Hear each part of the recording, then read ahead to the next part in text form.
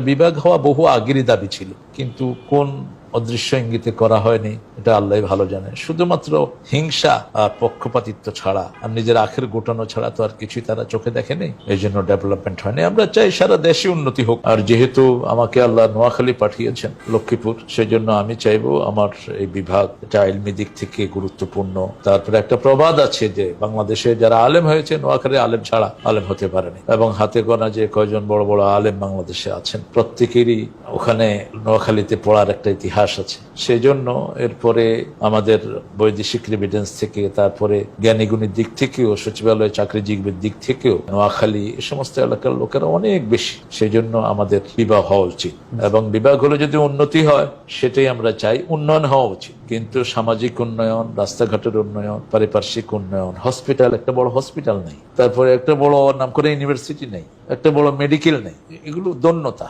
এবং আগামী সরকার যেগুলো আসবে আল্লাহ যেন তাদেরকে শুভ বুদ্ধি দান করে, এই দোয়া করা ছাড়া তো আর কোনো উপায় নেই। আমার নোয়াখালী শিক্ষকের ভূমিকায় আছে, তো এটা বহু আগ থেকেই নোয়াখালীর অনেক নামি দামি মানুষ, পলিটিক্যালি হোক, তারপরে ধর্মীয় ভাবে হোক, এবং শিক্ষাগত দিক থেকে হোক, অর্থনৈতিক ভাবে হোক, নোয়াখালী একটা বিশাল গুরুত্বের দাবি।